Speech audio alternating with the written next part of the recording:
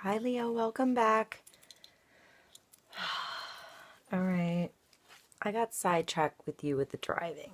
So I hope that metaphor and or actual driving tip and or energy owning, power owning trip to protect yourself first, to protect that which is important and that which you nurture and love. And let's say that car ahead of you, continuing on, is a minivan full of kids, you know, why would you want to push them? Because you're on your phone, you think you have to get somewhere, you're not considering whom you may be pushing. So you have this guy. You have so many cards. I'm going to try to sum this up. You have this guy who's the Knight of Coins. So he's riding away from something. He has his big coin. It's heavy. So he's taking his time. He has a big-ass Clydesdale. He's got a lot of clothes on. He's a heavy big dude. He's got many layers to him. He's got a green layer and a red layer and a fur layer and a purple layer and some awesome red boots and some like golden leaves decorating his horse's ass. Right? So he has spirituality, growth, heart, strength, prosperity, his animalistic instincts, but he wears them with pride, with confidence, and with like he owns his animalistic self, taming it, using it with authenticity and integrity. And he takes the time to make his plans before his journey. He prays about the direction he's going. He stops in the little village and hangs out with the farmers and has dinner with them along the way and writes down his poems to his journey. He always makes it, but he takes each step of the way seriously and he absorbs it and he makes his journey slow and steady wins the race. So you have this slow and steady energy, and then you have this crazy whirlwind energy that comes in. So either you're the whirlwind occasionally, Leo, or this occasionally comes in, or has come in, or is going to come in soon. So are you going to turn away from it? You know, if this is you and your car, and that's your space, you're just taking your time. You're claiming the space. Maybe it's not as fast as a car, but you're not going to push a Clydesdale. You're not going to push the sucker out of the way. You don't want to get kicked by that sucker. And I wouldn't want to be in front of it either. So maybe just let the Clydesdale go. You know, this is you. Be steady. Be you. Be the strong Leo, gentle, strong-ass, roaring lion you are. But you have, let me show you what you have. So, but there's a gentleness to the mama. You know, you see this, and you have to see the mirror of your situation. You have to see both sides. You have to see both perspectives. Is she protecting food? Is she protecting her home? Is she protecting her her babies? Is he protecting whatever? You know, what's going to happen if you go in this cave? Is she going to rip your freaking head off before you even get in? Or are you protected in her lair? Or her, I said lairs, your lion, her den. You know, this little guy's here. He's under this dolmen, which you can find in New York and Pennsylvania and the Northeast United States, all over the place. By the way, these are ancient. And they have energy. There's energy here. It condenses the energy of the earth as you sit under it. And it changes how the force of energy circulates around you. And it actually heals you to sit under these things if you know where one is. All right, and they're like balanced perfectly. There's probably quartz in it, so they hold memory. They're living things, and they're circulating this energy of Mama Nature. They're also protecting it literally from the elements, from the rain, from the snow, but something could go in here. But it is more protected than out on the lawn or under a tree. So you have this little fawn feeling like it needs to be protected, alone, but okay.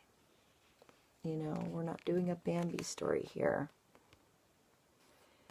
So, look at this in different ways.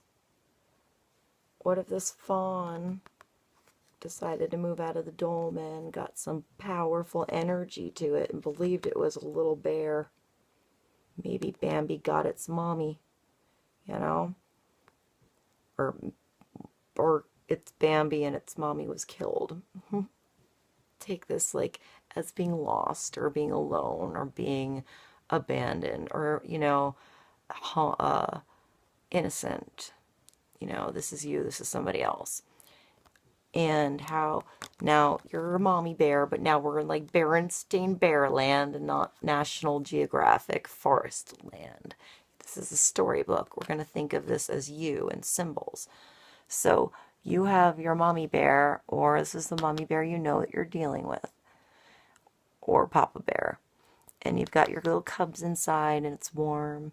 And let's just say you see those little deer. It's like, hi, are you my mommy? I mean, I guess the bear could rip the shit out of it and eat it up and feed it to the babies.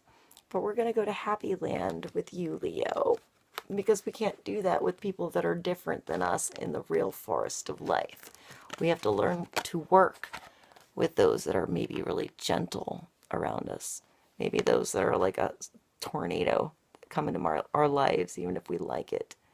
We're a bear, but we secretly like this little deer. This little fawn's kind of cute. It's freaking strong little ballsy thing to talk to me. Ballsy little deer. Maybe you could hang with my cubs for a little bit. So this bear's like, okay, you're going to be a special deer, and I'm going to let you in my den. And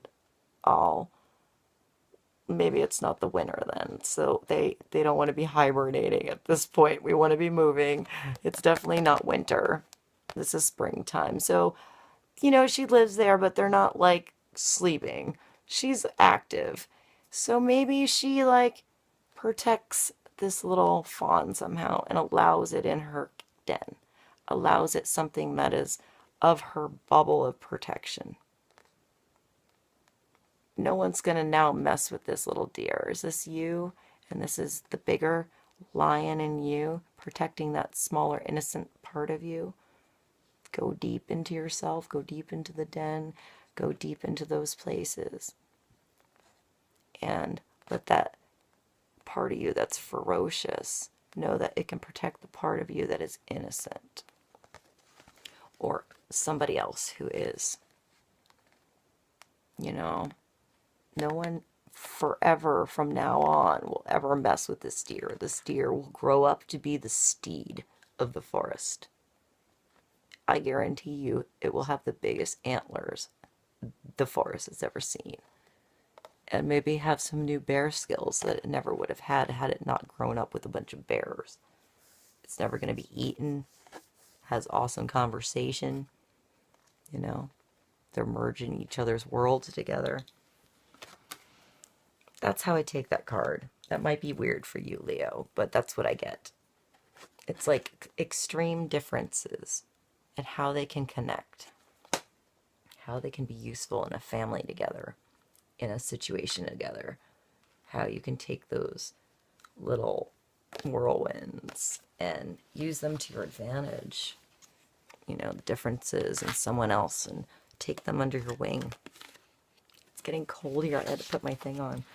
All right, I'm going to end with this, Leo. This is pretty awesome. This is the Ace of Arrows. So this is already an arrow. This is already a passion. This is already a fire and a flame that is of you and of your heart that you put as this bow and this passionate, powerful explosion that you've had in this bow, and now you're in the arrow. So you have clarity of thought. It's like that sword of clear thought, that bright light bulb that goes off in your life that makes you maybe get it. Maybe you didn't get it before. And whatever passion has been lit and pushed in your life, whatever whirlwind has been put there to put you in this protection zone that you have, to make you feel the breath of life and make you know where your arrow is going to hit its target. You know, you're always protected. You're always protection. You're always in